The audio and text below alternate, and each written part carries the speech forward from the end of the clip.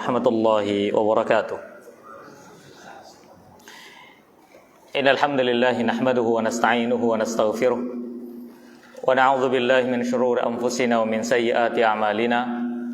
Man yahdihillahu fala mudilla lahu wa may yudlilhu fala hadiyalah. Asyhadu an la ilaha illallah wahdahu la syarika lah wa asyhadu anna Muhammadan 'abduhu wa rasuluh. Salawatullahi alaihi wa ala alihi wa ashabihi wa man sara ala nahjihi wa tamassaka bi sunnatihi ila yaumiddin wa sallama tasliman katsira. Amma ba'du. Ma'asyiral muslimin rahimani wa rahimakumullah. Bagaimana kabar jenengan semua? Alhamdulillah bikhair, sehat walafiat, nikmat dari Allah Subhanahu wa taala. Allah Subhanahu wa taala mudahkan kita untuk hadir salat berjamaah maghrib berjamaah di masjid, ya, dalam rangka memenuhi kewajiban kita sebagai seorang muslim. Kemudian dilanjutkan dengan duduk di majelis ilmu untuk menunggu waktu isya, dan semoga apa yang telah kita lakukan ini ya senantiasa berpahala dan menjadi pemberat timbangan kita di sisi Allah Subhanahu wa taala. Salawat serta salam tercurah limpahkan kepada junjungan Nabi kita Muhammad sallallahu alaihi wasallam dan kepada orang-orang yang senantiasa mengikuti sunnah beliau dan istiqamah hingga yaumil qiyamah. Ma'asyiral muslimin rahimani wa rahimakumullah. Insyaallah taala kita akan masuk kembali pada pembahasan kita dari kitab Min Usuli Aqidati Ahli Sunnati wal Jamaah, di antara konsep dasar keyakinan Ahlu Sunnah wal Jamaah, ya, yang dikarang oleh Syekh Al-Fauzan, ya, dan ini merupakan kitab yang sangat ringkas. Dan di pertemuan yang lalu, tidak tahu ini udah berapa bulan kita kajian ini, udah libur berapa bulan? Udah 2 bulan ya. Ya udah 2 bulan, kelamaan udah lupa sudah. Udah lupa pembahasannya apa, temanya apa. Iya, Anda juga lupa. Nyampe mana gitu loh. Ya, mau ngasih tema kemarin tuh antara ingat ndak ingat. Nah, masih safar lagi. Akhirnya sudah, setelah safar baru dicek lagi kitabnya. Baru ternyata kita masih pada setelah pembahasan tentang masalah takfir, ya. Nah, ini sebelum bahas tema kita sekarang ini harus diingat lagi nih pembahasan takfir ini biar nggak serampangan. Jadi takfir sudah kita jelaskan di pertemuan yang lalu-lalu, ya, lalunya lagi 2 bulan yang lalu, ya, bahwasanya takfir itu tidak boleh bagi kita untuk serampangan atau sembarangan dalam melontarkan kalimat takfir. Ya, karena takfir menurut Ahlus Sunnah wal Jamaah itu ada hal-hal dan sebab-sebab, ada dhawabit, patokan-patokan yang harus diperhatikan. Di antaranya adalah harus jelas terlebih dahulu apakah perbuatan tersebut memang benar-benar kekufuran dan ia tahu kalau itu adalah kekufuran, ataukah ia melakukannya pertama karena sebab ketidaktahuannya. Ya, kemudian dalam masalah ini memang ada khilaf para ulama, ada yang mengatakan ada udzur, ada yang mengatakan tidak ada udzur. Berarti masih ada kondisi khilaf bagi siapa? Bagi orang yang melakukan kekufuran sedangkan dia dalam keadaan tidak tahu. Meskipun sebagian pendapat yang kuat adalah kufur, akan tetapi di sini adalah pembahasannya apakah kufurnya adalah kufrun yakhruju fa'iluhu 'anil millah, mengeluarkan pelakunya dari agama, atau perbuatannya adalah kufrun duna kufrin. Paham sampai sini ya? Ini bingung lagi kan? Kelamaan libur kita ini. Ya, jadi ditinjau dari perbuatannya, ditinjau dari orangnya, ada yang tahu dan ada yang tidak tahu, dan ini terjadi perselisihan para ulama. Akan tapi para ulama mengatakan seperti halnya Syekh Fauzan hafizahullah taala, beliau sendiri mengatakan tidak layak bagi talib ilm untuk menyibukkan diri dalam menentukan nih orang kafir atau tidak. Faham ya sampai sini ya? Jadi bukan ciri-ciri seorang muslim yang baik ketika dia lebih sibuk pada perkara si fulan ini kafir atau tidak. Nah, ini kenapa? Supaya kita tidak mudah jatuh dalam pemahaman takfiri. Dan harus hati-hati dalam masalah ini. Lihat kehati-hatian ulama dalam masalah ini. Mereka nggak sembarangan. Sampai-sampai saking hati-hatinya mereka mengatakan, sebagian mereka mengatakan, ya seandainya itu dilakukan, jika dilakukannya di atas kejahilan, bisa jadi kekufuran tersebut memang kekufuran yang dapat mengeluarkan pelakunya dari Islam, bisa jadi pula perbuatannya adalah kufrun duna kufrin. Kufur akan tetapi tidak sampai mengeluarkan pelakunya dari Islam. Sudah paham di sini ya? Jadi ini ada khilafnya para ulama. Dan tugas seorang muslim adalah tidak menyibukkan diri pada khilaf hal-hal seperti ini, karena khilaf seperti ini beda sama khilaf dalam masalah sholat jamaah. Kita khilaf dalam masalah sholat itu nggak sampai mengeluarkan pelakunya dari Islam. Antum mau sujud tangan dulu atau lutut dulu silahkan, nggak ada sampai keluar dari Islam. Ya nggak ada. Atau khilaf masalah kunut subuh atau tidak, itu tidak mengeluarkan pelakunya dari Islam. Berbeda dalam masalah khilaf akidah, yang para ulama begitu berhati-hati ya dalam masalah ini agar supaya tidak sampai pada derajat suka mengkafirkan atau serampangan dalam masalah takfir. Kemudian masalah takfir juga, kalau toh seandainya paling jelek dia benar-benar melakukan kekufuran, naudzubillah, benar-benar melakukan kekufuran, dia tampakkan kekufuran, dan apa artinya? Dia benar-benar melakukan itu di atas ilmunya, naudzubillah. Maka apa yang harus kita lakukan? Ya, maka ini ada beberapa pembahasan, minimal 2. Pertama, ketika kita meyakini perbuatan itu kufur, hukumnya adalah wajib. Paham ya sampai sini ya? Sama ada orang melakukan kekufuran dengan ucapan, perbuatan, dan dia tahu, benar-benar tahu kalau itu kufur. Kita yang melihat dan menyaksikan harus meyakini bahwasannya itu adalah perbuatan kekufuran yang dapat membuat pelakunya keluar dari Islam. Paham ya? Ini harus konsentrasi dan perhatian ini. Ya, jangan kemana-mana dulu nanti. Belum 20 menit pertama udah kemana-mana. Ingat, kita harus meyakini perbuatan ini adalah kufur yang dapat mengeluarkan pelakunya dari Islam. Dan pelakunya juga bisa dikatakan keluar dari Islam. Ini pembahasan pertama. Pembahasan kedua adalah masalah ta'yin. Tahu ta'yin ya? Ta'yin itu penentuan. Penentuan dan diucapkan, dilontarkan, disebarkan kepada manusia. Kondisi kedua ini nggak semua orang bisa atau boleh melakukan. Paham ya? Sekelas kita contohnya, kita hanya bisa meyakini, ya perbuatan itu kufur dan pelakunya bisa kafir. Tapi dengan mengatakan si fulan kufur, kita berfatwa di hadapan manusia. Kenapa? Karena di negara kita ada lajnah, ada dewan, ada majelis ulama yang mereka memang berkecimpung dalam bidang itu, dalam urusan syariat. Dan itu berkaitan dengan orang banyak, berkaitan dengan mujtama, berkaitan dengan masyarakat nantinya. Apa yang harus dilakukan masyarakat terhadap orang ini ketika dia telah ditakyin kafir oleh pemerintah. Nah itu bukan tugas kita jemaah. Yang jadi masalah apa? Poin pertama nggak dapat, poin kedua sudah dikerjain. Benar nggak? Belum jelas ini kafir betulan apa enggak, tapi lafaz si fulan kafir duluan. Vonisnya ini duluan daripada apanya? Meyakininya.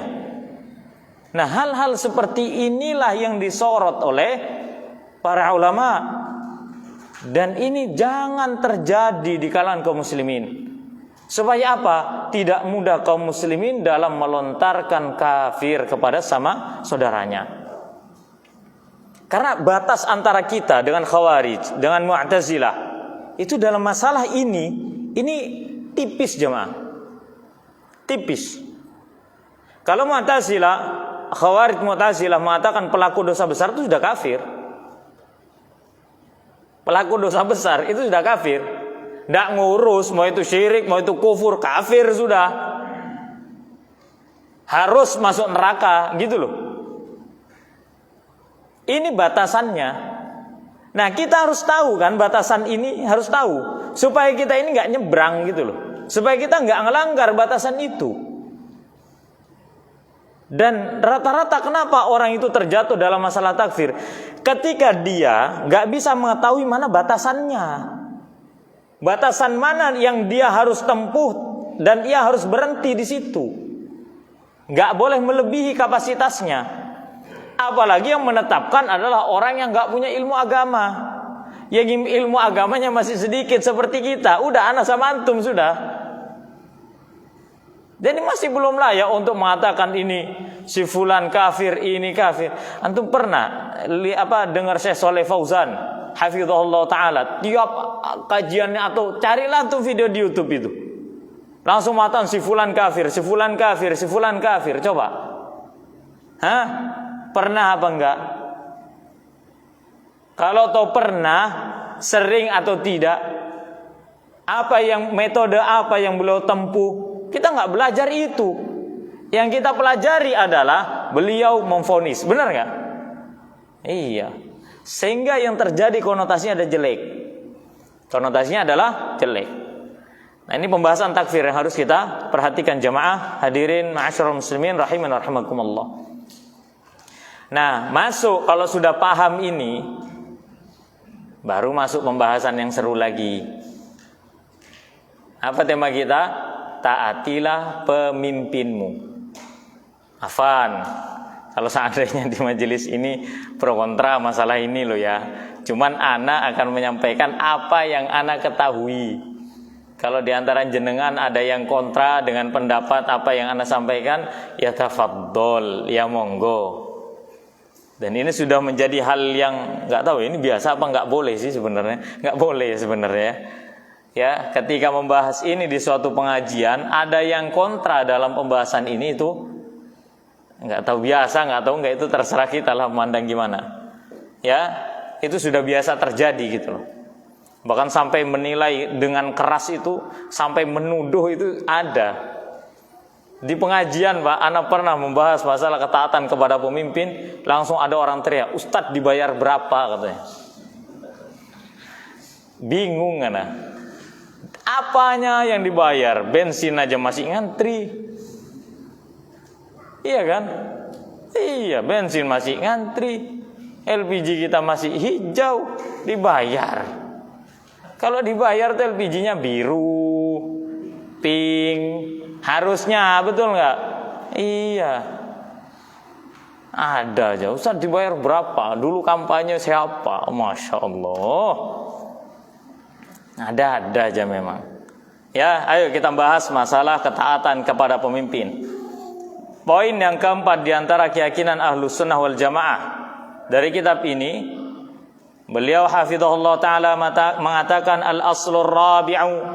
Poin yang keempat, wujubu ta'ati wulati umuril muslimin ma lam ya'muru bima'siyatin.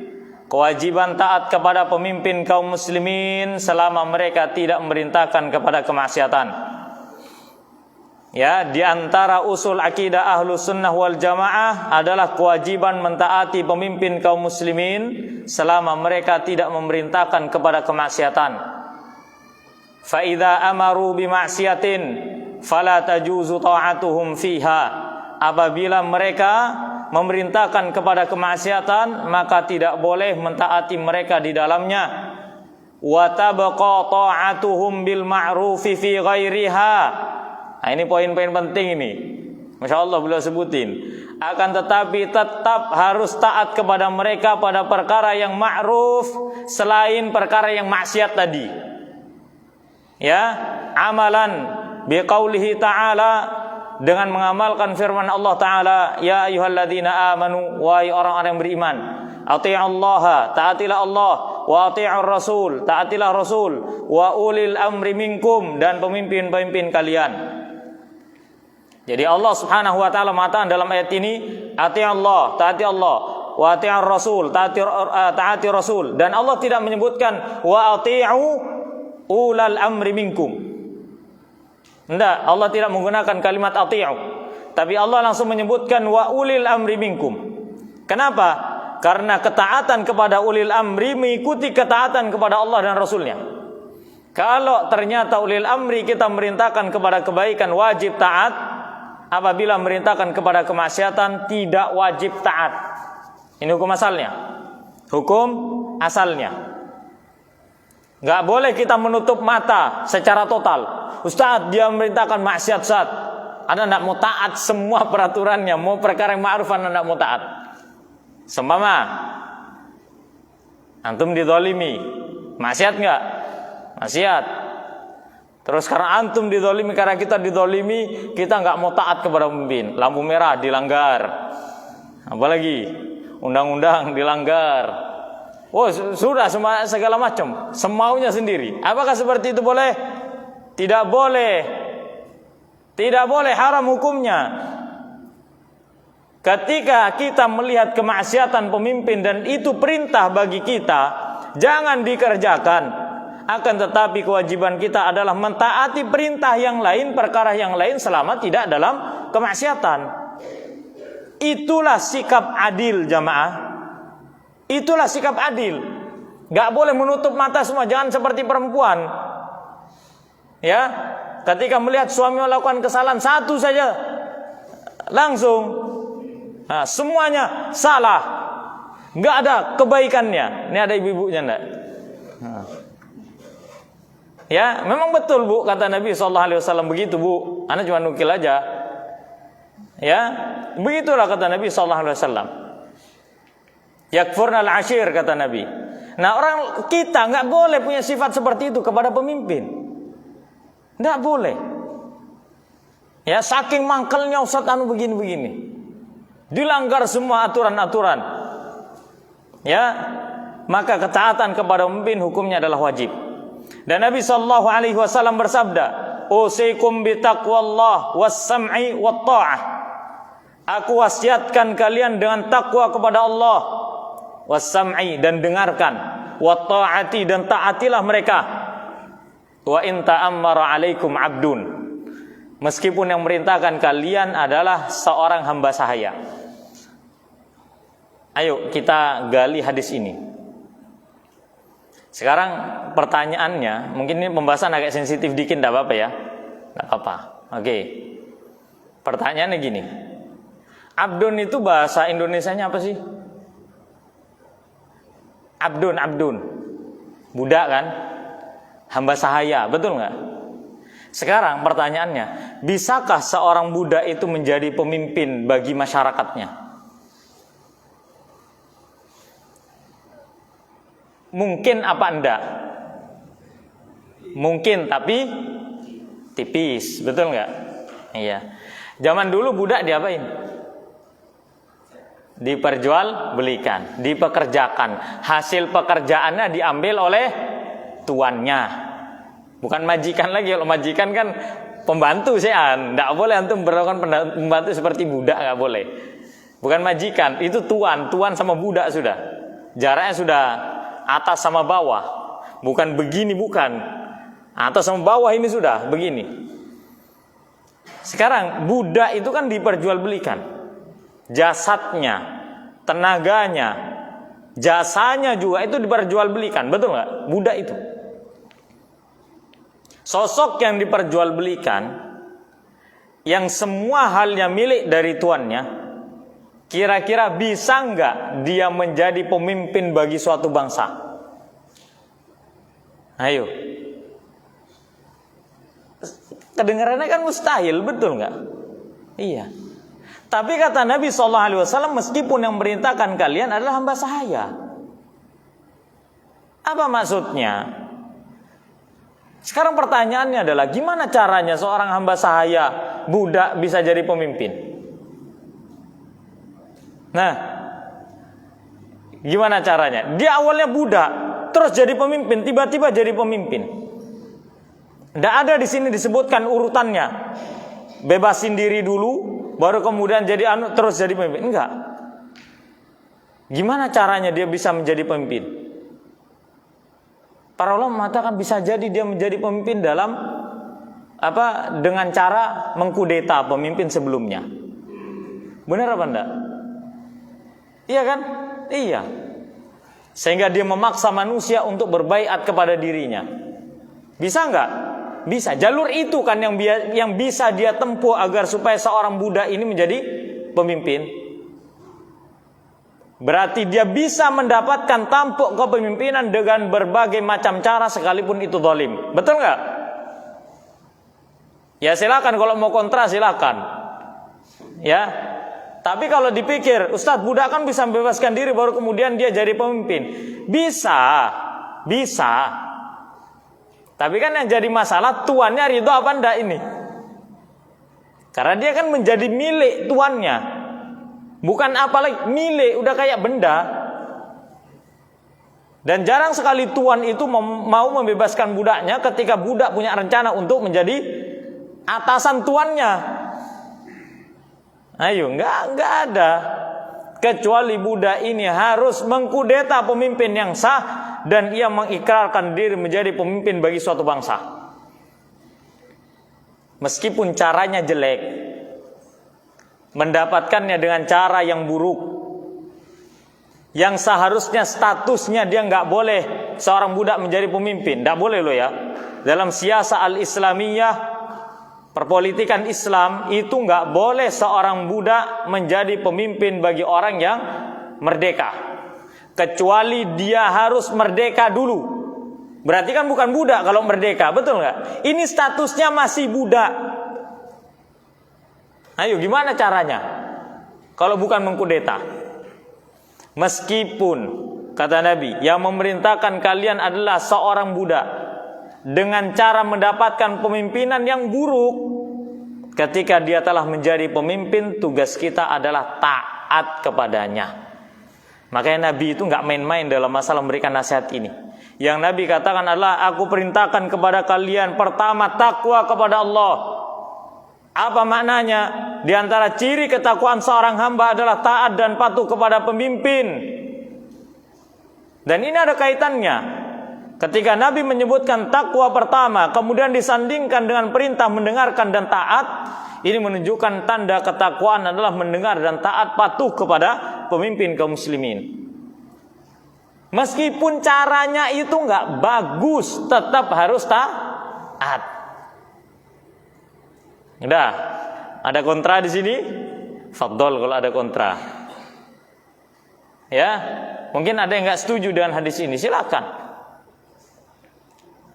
Dan beliau mengatakan lagi, wa yarawna anna ma'siyatal amiril muslim ma'siyatun lirrasul sallallahu alaihi wasallam.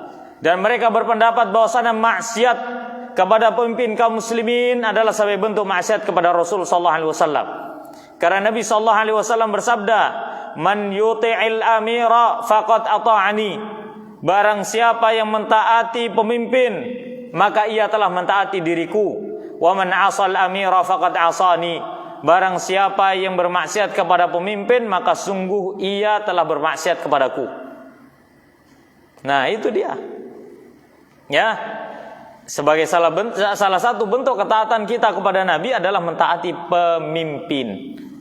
Ya, situasi-situasi begini sekarang ini nih, rentan sekali nih dalam masalah ketaatan kepada pemimpin. Betul nggak? Iya, apalagi kalau kita ini sibuk sama urusan politik praktis. Udah kalah Pak caleg gitu Pak.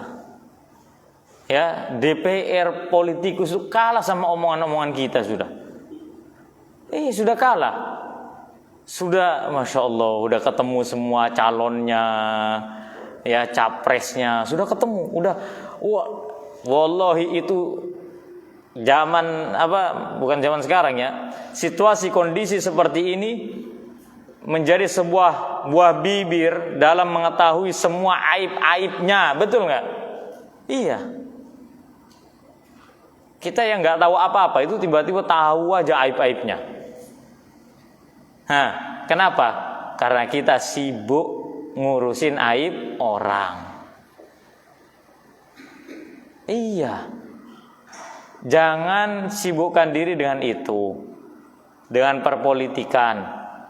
Al-Quran ayat-ayatnya belum banyak dibaca. Ramadan aja nggak selesai bacaan Quran kita Pak. Di luar Ramadan bukannya malah muhasabah ngurusin politik. Muhasabah dulu gitu loh. Pemimpin itu cerminan rakyat. Udah, Allah itu maha adil. Gak mungkin tikus itu memimpin seekor kawanan singa, gak mungkin. Gak mungkin. Singa pasti dipimpin oleh singa. Iya, sama. Kawanan domba akan dipimpin oleh seekor domba. Sama semuanya, dan Allah Subhanahu wa taala maha adil. Pemimpin adalah cerminan bagi rakyatnya, dan rakyat adalah cerminan bagi pemimpinnya. Selesai.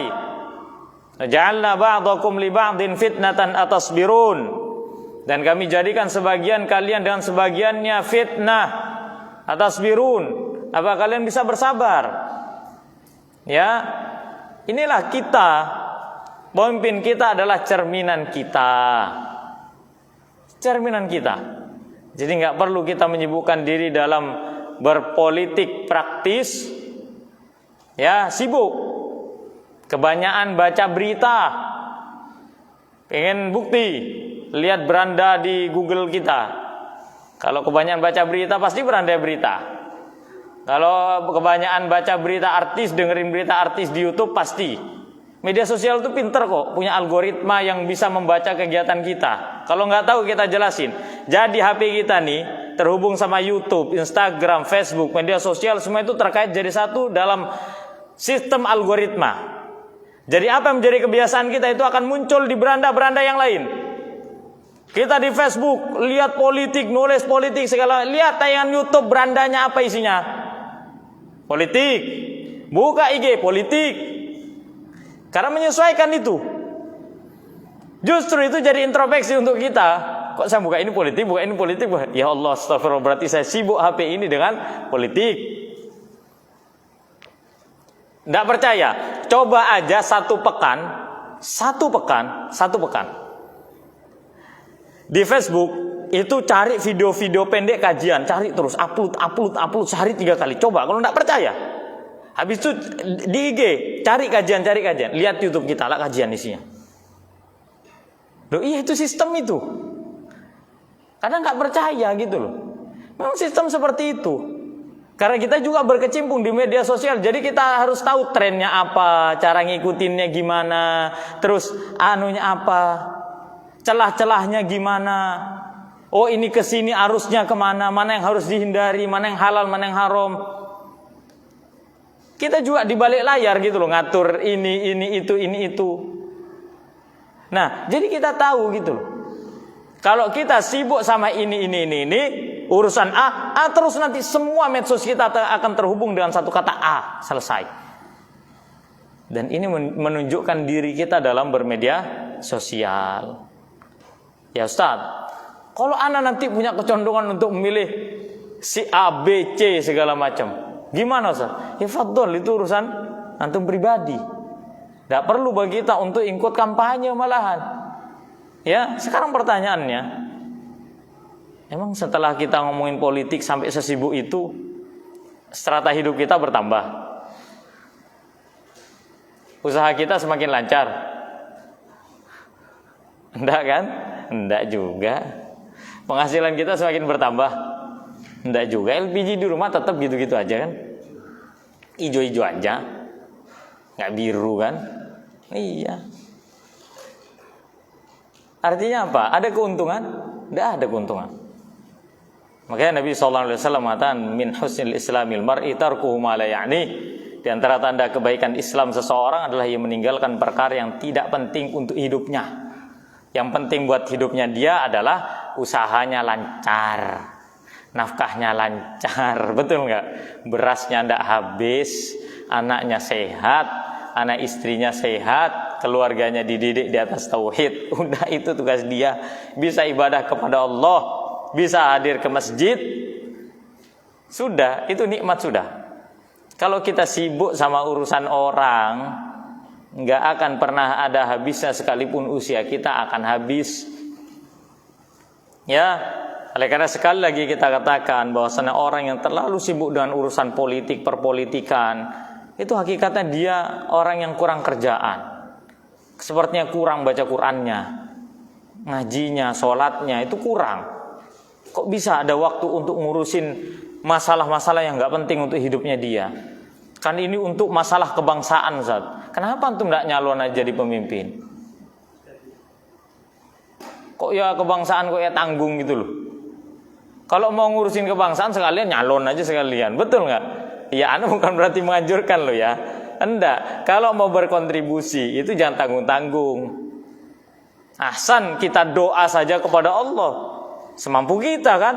Iya, sesuaikan dengan kemampuan. Jangan maksa. Kalau maksa akhirnya jelek, nggak bagus untuk hidup kita, nggak bagus. Segala sesuatu yang dipaksakan itu nggak bagus.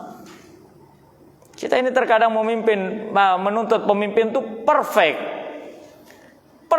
harus begini, harus begitu, harus begini, harus begitu. Hatta sampai ada orang mengatakan, Ustaz, pemimpin kita itu tidak sholat. Ada yang ngomong kayak begitu di pengajian aneh itu. Ana sampai bingung. Emang apa urusan sampean harus tahu Pak Jokowi sholat apa enggak? Apa kata dia? Supaya kita yakin. Nanti kalau Pak Jokowi disuting, dibilang riya. Betul nggak? Giliran belum enggak disuting, dibilang enggak sholat. Ayo coba. Dalam ruang lingkup rumah tangga saja, tugas suami adalah, ingat ya, memerintahkan istri untuk sholat. Selesai. Bukan masang kamera CCTV, istrinya sholat apa enggak. Dalam ruang lingkup apa? Rumah tangga yang suami itu menjadi pemimpin bagi anak dan istrinya. Apalagi urusan negara. Urusan negara. Antum tahu, paham kan kalimat itu sampai mengatakan karena Pak Jokowi nggak sholat. Karena kalau sampai mengatakan Pak Jokowi beliau nggak sholat, berarti konsekuensinya beliau bukan seorang Muslim yang tidak boleh untuk ditaati. Konsekuensinya loh dari pernyataan itu, hati-hati makanya. Ini bisa-bisa dipotong omongan ini. Bahaya memang ngomong begini kadang nyerempet-nyerempet ke sana kemari kadang. Tapi minimal kita memberikan kesadaran ya untuk kita semua. Ya, hati-hati dalam masalah ini, hati-hati. Nanti giliran sudah keciduk segala macam menyesal. Ya, penyesalan yang berakhir sia-sia akhirnya. Karena itu harus bagi kita untuk taat kepada pemimpin demi kemaslahatan kita bersama. Wajib itu hukumnya. Nah, ini ngomong begini kadang ustadznya dibayar. Ya, terserah sudah. Ya.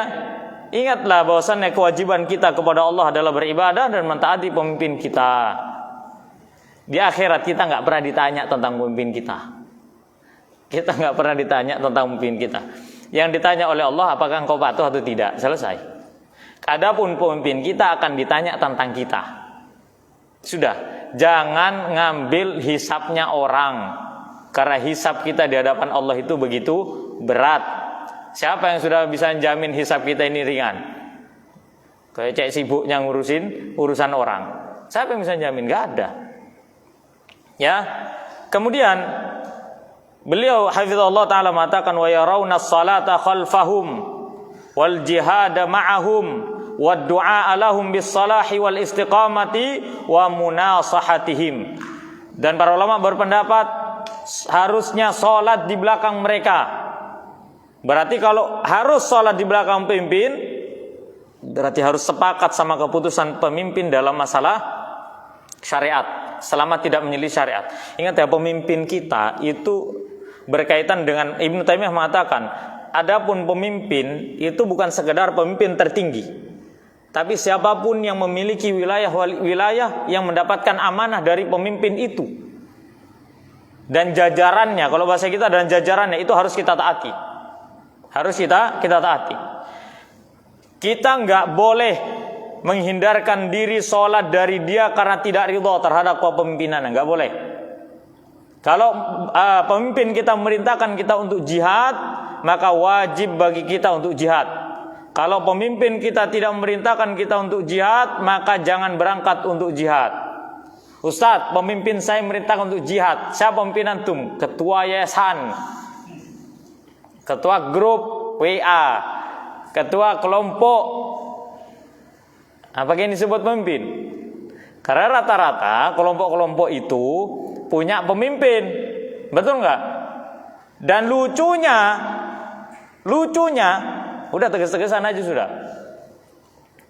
Dianggap memiliki kuasa lebih daripada presiden kita. Bahkan ada yang sampai mengatakan, ya, siapa yang tidak berbaiat kepada pemimpin saya, maka dia kafir, matinya mati jahiliyah. Ada yang begitu? Ada dong. Aneh-aneh kok di Indonesia ini.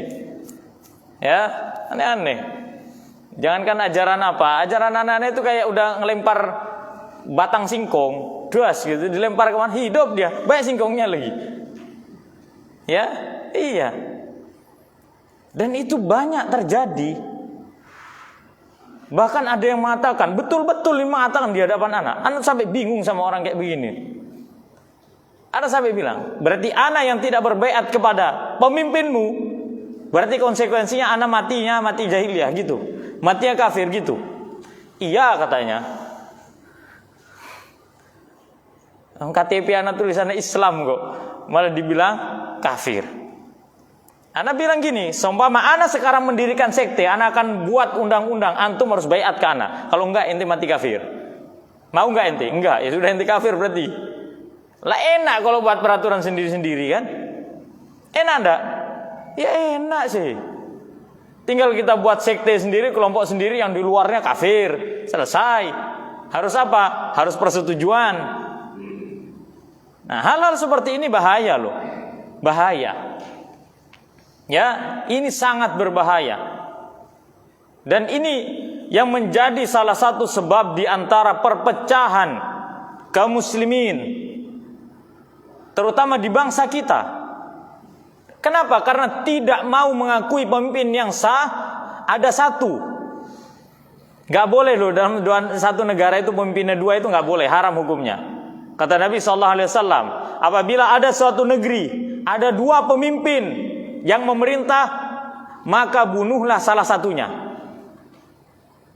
Nah, ini salah satu cara anak nyekak orang begitu. Itu gini, yang antum akui sekarang pemimpin itu siapa? Presiden atau pemimpin antum itu? Karena konsekuensinya dalam hadis itu harus dibunuh salah satunya. Pilih. Ya, bingung kan dia? Ini sudah kayak sekakster, nggak bisa jalan ke sana kemari nih. Pilih sekarang. Antum katanya merasa harus mengikuti syariat Islam. Ayo sekarang. Kalau kita jelas sudah pemimpin kita kaum muslimin, ya sudah presiden kita. Taati. Meskipun dengan berbagai macam kurangan. Kayak kita nggak ada kurangannya. Banyak kita kurangannya. Sholat aja susah khusyuk. Coba. Apa jawabannya? Wah, kalau ini berat. Loh iya makanya. Tinggalkan perkara yang memberatkan kita, lakukan perkara yang ringan. Karena keyakinan Ahlussunnah wal Jamaah begitu mudah untuk diterima. Kemudian kalau pemimpin kita merintahkan kita untuk jihad, isya kurang 3 menit ya. Kurang berapa? Ya sekitar 2 menit, 3 menit. Kalau pemerintah kita merintahkan jihad, berangkat. Kalau enggak merintahkan jihad, jangan berangkat. Ayo siapa mau jihad ke Suriah, berangkat. Boleh apa enggak? Kalau pemimpin tidak memerintahkan nggak boleh. Ustadz ana yang memerintahkan, jangan. Ustadz kita tidak punya wewenang untuk memerintahkan kita pergi jihad. Jihadlah bersama pemimpin kaum muslimin. Ya, jihadlah bersama pemimpin kaum muslimin. Kemudian mendoakan mereka dengan kebaikan dan keistiqomahan. Apa kita sudah mendoakan pemimpin kita? Atau lebih banyak kita menuntut? Banyak berdoanya apa banyak nuntutnya? Jawabannya adalah banyak menuntutnya, maka kita berat jawabnya. Ya kan? Iya, sudahkah hari ini, pekan ini kita sudah mendoakan pemimpin kita? Jawabannya adalah rata-rata belum. Iya. Kalau dikasih haknya baru, itu kadang nggak didoain, padahal sudah dikasih haknya. Sudah kasih bantuan sosial, sehingga didoain pemimpinnya.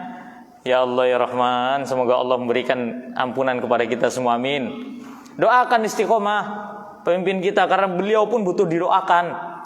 Ya, kemudian menasihati mereka dengan cara yang baik. Ustaz menasihati gimana Ustaz? Bolehkah kita turun ke jalan untuk menasihati pemimpin? Sekarang gini, antum jadi kepala rumah tangga, tiba-tiba anak antum tidak setuju. Satu komplek nih anak diajak untuk demo antum. Gimana antum perasaannya? Bapak saya gini, nggak beliin saya PS, harus saya gitu, gimana? Nggak seneng kan? Iya, nggak seneng. Atau anak antum ngomong ke tangga di depan antum, ini bapak saya nggak pernah gini, seneng nggak? Enggak, ya sudah. Jika kita tidak suka apabila dinasihati secara terang-terangan, maka bagaimana dengan orang yang memiliki kedudukan dan kehormatan? Alhamdulillah pemimpin kita punya situs, punya media sosial. Silakan di DM.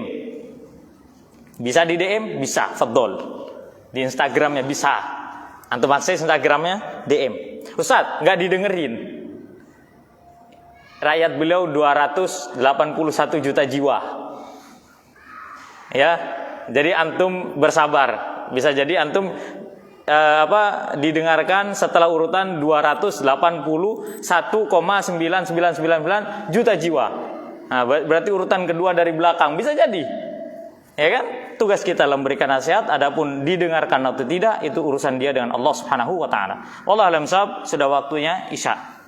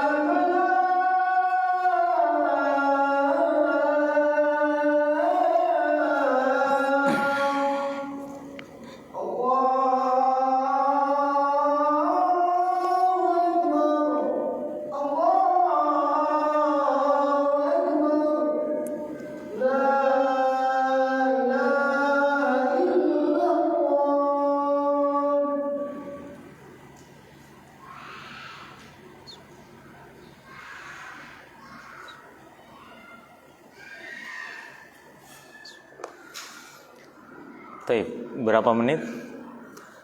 10 menit. Wih, panjang ya. Kalau kurang dari 10 menit enggak apa-apa kan? Enggak apa-apa lah. Kalau 10 menit itu kajian kita tadi cuma 35 menit. Ya. Tambah ke 10 menit kan panjang, hampir 1 jam. Baik, kemudian diantara prinsip Ahlus Sunnah wal Jamaah, setelah poin keempat, mentaati pemimpin, yang kelima, ini masih berkaitan sekali nih. Yang kelima adalah tahrimul khuruji ala wulati umuril muslimin idza irtakabu mukhalafata dunal kufri. Kata beliau hafizallahu taala, poin kelima, haramnya mengkudeta, memberontak pemimpin kaum muslimin meskipun mereka berbuat menyelisih syariat, yang penting bukan kekufuran. Dan pembahasan penting ya. Pembahasan penting. Kenapa kita nggak boleh memberontak kepada pemimpin kaum muslimin? Karena banyak sekali akibat-akibat yang buruk yang akan ditimbulkan setelahnya. Tidak akan ada suatu negeri yang terjadi pemberontakan dan kudeta kepada pemimpin kaum muslimin kecuali setelahnya kondisinya akan lebih buruk lagi. Benar? Benar. Dan itu ibrah kepada kita dan bangsa kita semua. Ya, makanya Allah Subhanahu wa taala mengatakan apa? Sesungguhnya kisah itu akan menjadi ibrah bagi orang-orang yang berakal, yang berpikir. Ada istilah jas merah, jangan sekali-kali melupakan sejarah. Kenapa? Karena apabila sejarah yang buruk itu terulang, maka akan ada keburukan dan kemerosotan yang lebih besar lagi daripada sebelumnya. Ya, perhatikan bangsa-bangsa lain di luar Indonesia, negara yang terjadi pemberontakan kepada pemimpinnya, maka yang terjadi adalah kemunduran ekonomi, kemunduran segala macam, kekacauan, dan itu akibat dari memberontak kepada pemimpin kaum muslimin. Tugas kita jamaah adalah sabar. Ustaz, sabarnya harus sampai kapan, Ustaz? Sampai kita benar-benar ketemu Nabi SAW di Telaga Al-Kautsar. Udah. Kalau kita belum ada jaminan, sabar sampai benar-benar ketemu sama Nabi. Dah, di antara usul akidah Ahlussunnah itulah yang harus kita pegang. Ya. Kemudian apabila mereka, meskipun mereka melakukan perbuatan bukan kekufuran, karena Nabi SAW merintahkan kita bi ta'atihim, untuk mentaati mereka, bukan pada perkara kemaksiatan.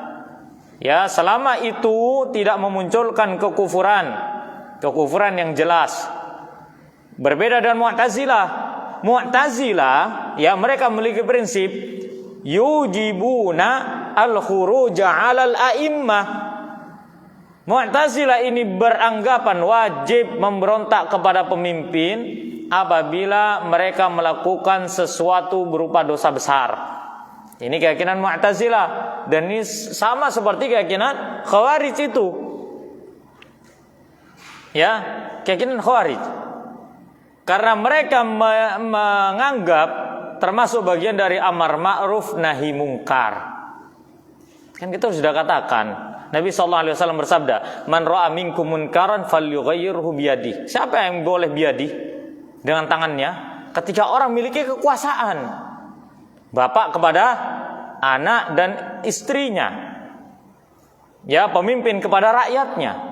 Fa illam yastati' fa bilisani, dengan lisannya. Kalau enggak mampu dengan tangan, dengan lisannya. Siapa yang setara? Fa illam yastati' fa biqalbi, kalau enggak bisa maka dengan hatinya. Biasanya bawahan kepada atasan. Lisan enggak bisa maka ingkari dengan hati. Enggak boleh lebih naik lagi ke atas. Digebuk contohnya, ya, atasannya, pimpinannya diapain, tidak boleh. Ini haram hukumnya. Ya, ini keyakinan Mu'tazilah. Kemudian beliau mengatakan lima yatarattabu alaihi min mukhatirin 'azimatin. Karena itu akan terjadi kekacauan dan bahaya yang besar. Ya, kerusakan pada semua perkara. Sehingga kaum muslimin berbeda, bercerai-berai, tidak bersatu, dan akan mudah untuk dikuasai oleh musuh.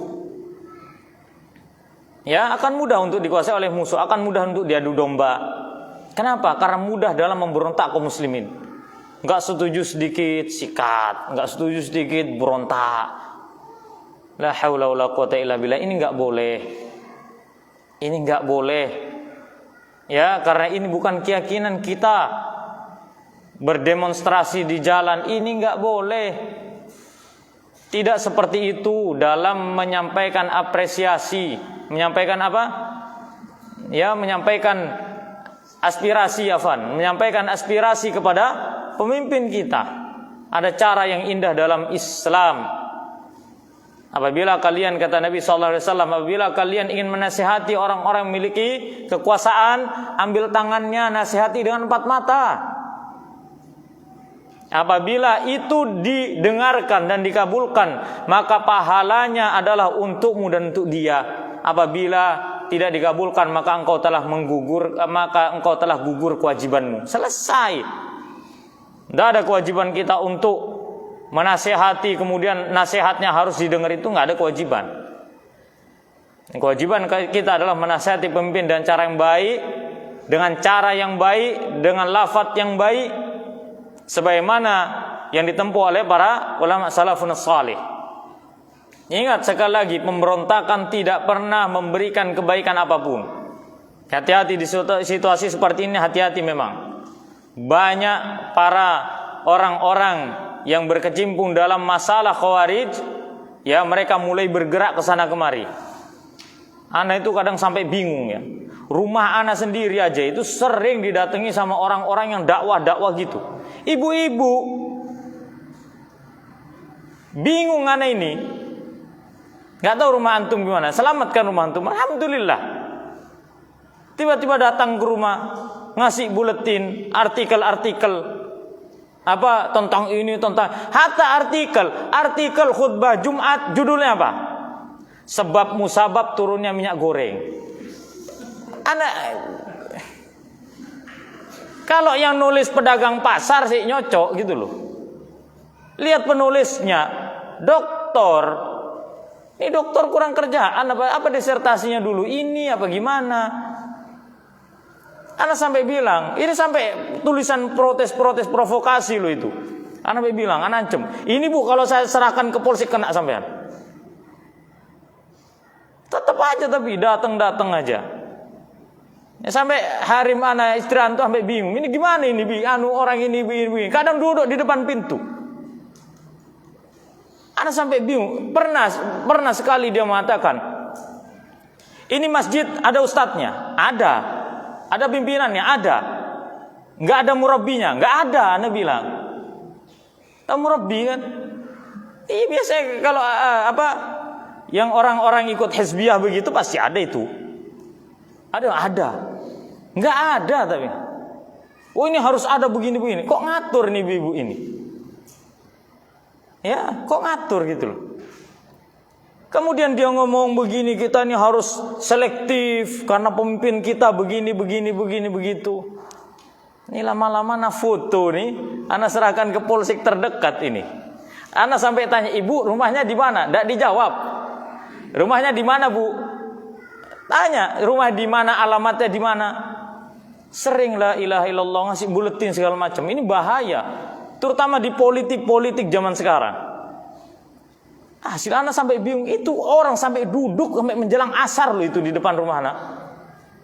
Anak ndak omong kosong ini. Bayangkan ini tinggal di dalam ruang lingkup pondok. Ada orang begitu. Makanya nak ceritakan ini supaya apa? Yang di dalam pondok saja belum tentu aman dari fitnah-fitnah seperti ini. Kita nggak berusaha buka, orangnya yang datang. Ya orangnya yang datang. Ini ibrah untuk kita semua. Di zaman yang penuh dengan fitnah, terkadang fitnah itu yang justru menyerang kita sekalipun kita berusaha untuk menahannya. Maka jangan pernah sepele dalam masalah fitnah itu. Al-fitnatu khattafah wal qulubu dha'ifah. Fitnah itu senantiasa kuat dalam menyambar, sedangkan hati kita itu sangat lemah. Wallahu a'lam bishawab. Insyaallah cukup ini saya yang bisa kita sampaikan. Subhanakallahumma rabbana bihamdika asyhadu an la ilaha illa anta astaghfiruka wa atubu ilaik. Assalamualaikum warahmatullahi wabarakatuh.